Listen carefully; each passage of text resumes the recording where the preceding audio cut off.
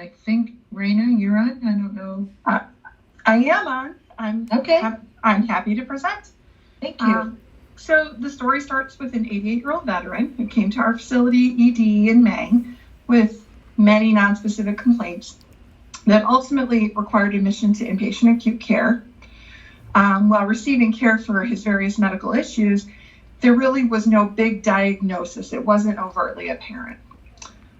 7 days after admission, one of our hematology lab medical technologists was performing a manual differential count on a patient's blood. And this requires counting all of the cells present.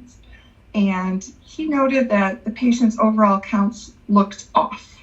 So he took it upon himself to review the patient's previous labs during admission and realized that the patient's counts had been dropping regularly. And based on that, he kind of had a suspicion. So he decided to perform a screen for parasites in the blood, even though it wasn't ordered, which requires him to carefully look under a microscope at the patient's blood cells. And upon looking carefully through the blood smear, he noticed that there were organisms in some of the patient's white blood cells that looked like a tick-borne disease called anaplasma. It's very common this time of year. We see it along with Lyme disease, as well as babesia.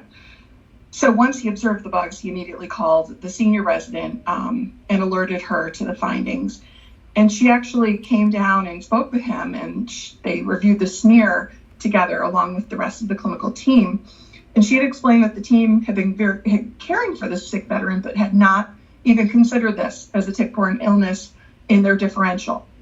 So they immediately consulted infectious disease, and the patient was placed on appropriate antimicrobial therapy, and his symptoms started to resolve. So the learning aspect of the story was to remind us that everyone in the facility is responsible for the veteran's care, not just front-facing individuals. And this technologist really showed a commitment to his role in the veteran's care by choosing to perform an additional review of the blood smear based on recognition of other lab findings. So this highlights the HRO principle of it's about the veteran and clear communications based on his immediate contact of the senior resident. So we're really proud of this technologist for embodying these HRO values. Thank you, Raina. What a wonderful story, and I'm reminded of the fact that as a medical technologist, you are part of the team and a vital part of the team. Now, I'm probably saying that because as a trained medical technologist, I recall, conversing with the physicians and looking and how important it is in their role. And many times it's downplayed of the role of the medical technologist, but how important it is. I mean, that is what your training is.